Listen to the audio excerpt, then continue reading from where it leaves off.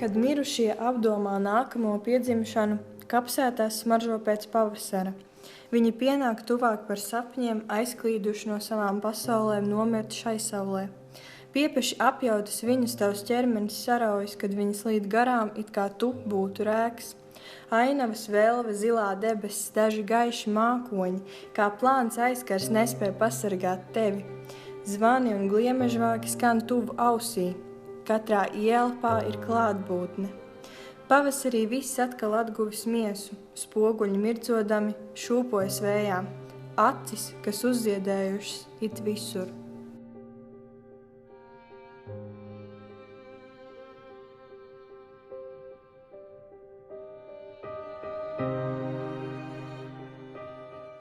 Un, protams, ka runājot par holokaustu, ir ļoti svarīgi runāt par to, kas notika pirms holokausta.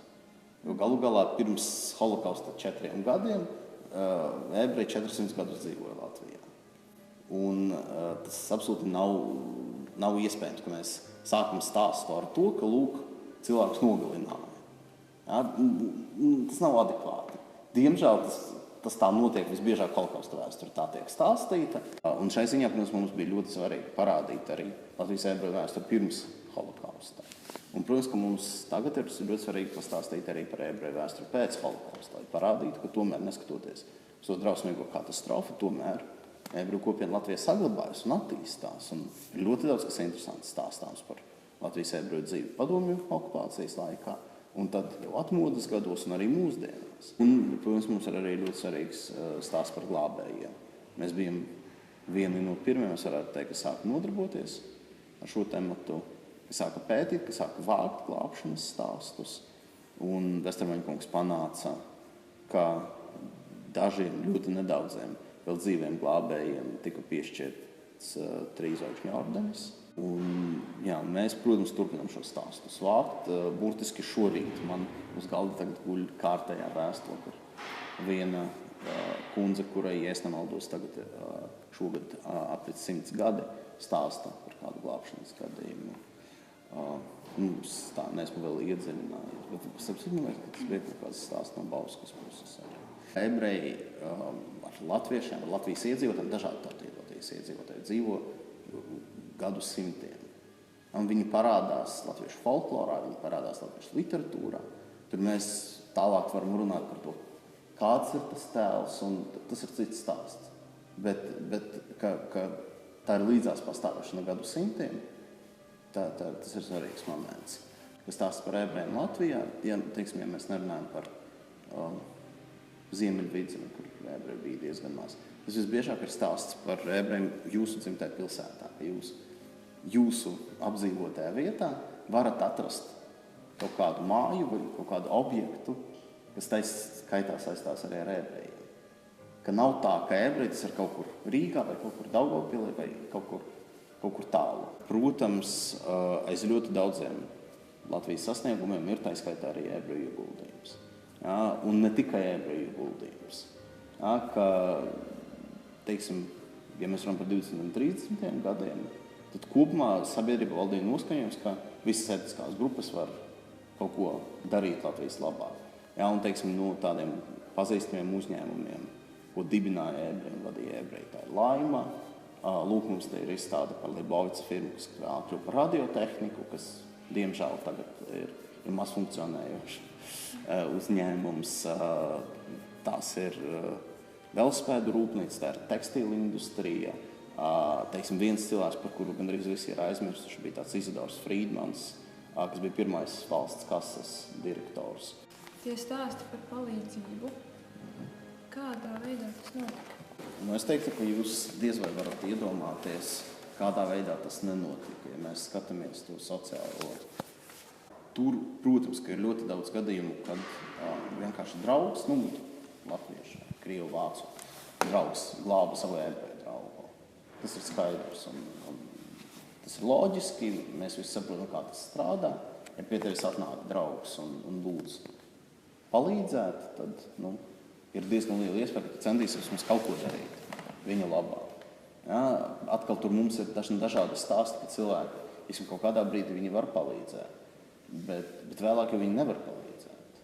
Jo, teiksim, viena lieta ir 41. gada vasarā, kad nacistu iebrukuma situācijā ir kaut kādas cilvēku kustības, tu vari izlikties par cilvēku, kas ir pazaudējis dokumentus, un tad tevi paslēp kādu laiku, tad tu izēji no slēptuves, kas zaudējis dokumentus, esmu tāds un tāds, uzstīta Jānis Krastiņš, un ir kaut kāda teorētiskā iespēja, ka tev arī izsniegs tos dokumentus, un tu jau zem svešās identitātes varēsi izdzīvot no okupācijas gados, ja tevi nenodos, kas ir arī ļoti svarīgs moments.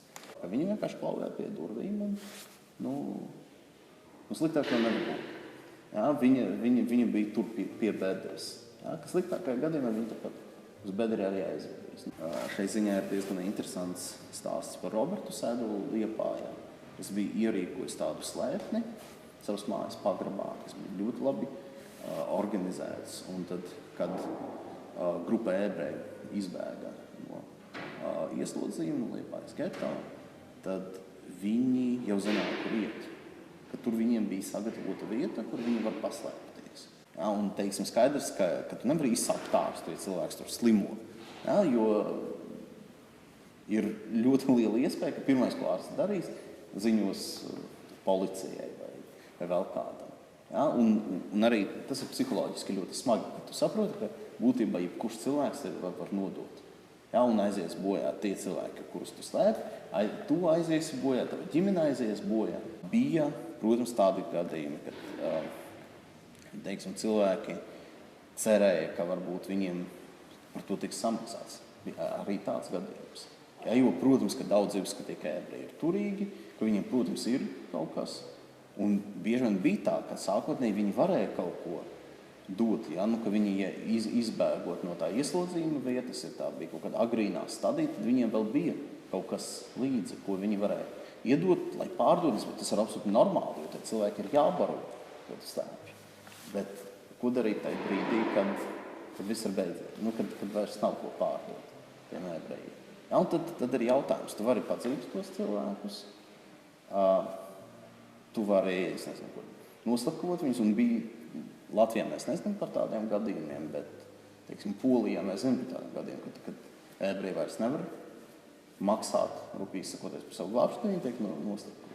No tiem pašiem cilvēkiem, kas viņus slēp. Par holokaustu, es domāju, ka tieši šai jomā ir vislielākais progress pēdējos 15 gados, ka ļoti daudz, kas ir darīts lokālajā līmenī, ļoti daudz, kas tiek darīts, es varētu teikt, bez ebreju kopienas līdzdalības, kur mēs esam drīzāk tāda pasīvā konsultējošā puse, ir visādas iniciatīvas uz vietām.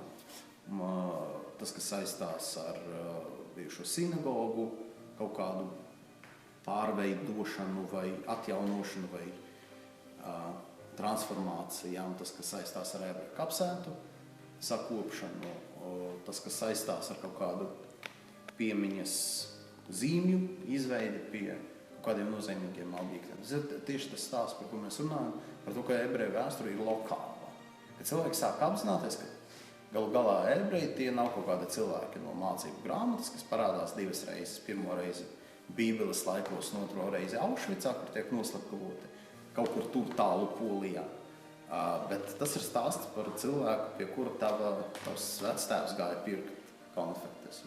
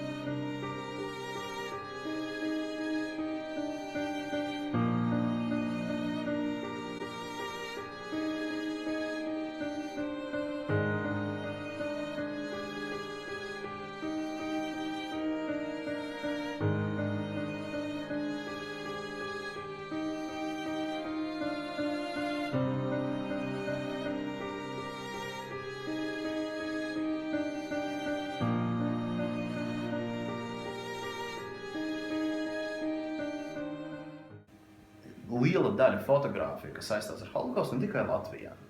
tās ir no privāta albumiem.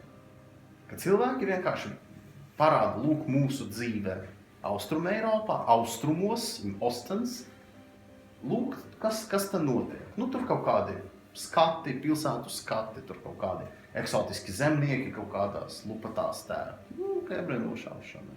Ar ko mēs nodarbojamies, kas te notiek? Skaidrs, ka tas absolūti aizliegs. Viņiem ir aizliegts to darīt, protams.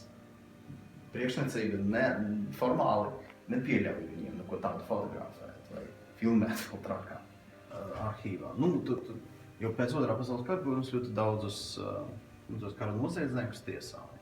Ja, un visādi materiāli tur nokļuva. Ja, un tā skaitā, teiksim, tur nokļuva tā Reinharda Vīnera amatieru filma. Jūs saprotat, tā ir amatieru filma. Cilvēkam ir kamera līdzi, un viņš ir vācu jūrnieks, viņš tiek sūtīts uz Liepāju. Ja, Liepāja ir ieņemta, attiecīgi tur kā viss ir beigšās, nu, viņš ar to kameru staigā, viņš uzņem visu, kas viņam pagadās. Un tā skaitā viņš iet garām, redz, ebreju nošaušana, viņš arī to uzņem. Un tā ir eksotika.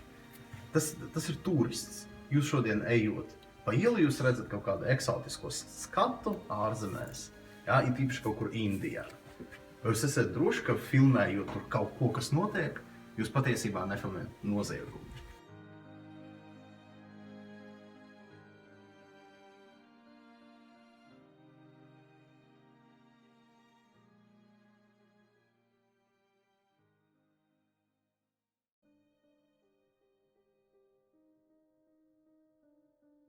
Mājas pārmeklē. Pulkstenis 12. visus ebrejus sedzen sinagogā. Vienu grupu ebreju jauniešu aizsūta rakt kapus aiz kapsētas. Pēc tam sinagogā iedzen ebrejus no vēl 2 ielām. 3:04 pēcpusdienā visus ebrejus aizdzen aiz kapsētas un tur nošauj. Visus 250 ebrejus. Vīriešus, sievietes un bērnus. Tas ir baismīgi. Tādas beigas mēs negaidījām. Zaujiņu pārpalikušo ik mirkli gaida nāvi. 28. jūlijas. Šaušalīga diena. Mēs uzzinām baisās un traģiskās nāves detaļas. 29. jūlijas. Mēs skatāmies cita uz citu un brīnāmies, ka vēl esam dzīves. Katra grib sev nāvi. Ebreju situācija ir baismīga. Cik ilgi mums vajadzēs mocīties? Runā, ka pievakarē atkal vedīšot prom. 30. jūlijas. Ik stundu pienāk jaunas ziņas. Vieni stāsta, ka turpinās vest uz nošaušanu, citi, ka vairs nevedīs. Kuram ticēt, šobrīd ir baisi. Katrs no mums sēž un gaida nāvi. Uzzinām, ka atlikušajiem ebrejiem tiek gatavot vēl briesmīgāk nāve. Mūs sadedzinās. Man vienalga. Es negribu dzīvot, negribu mirt. Mani pārsteidz tikai viens, kā mēs spējam to visu pārciest.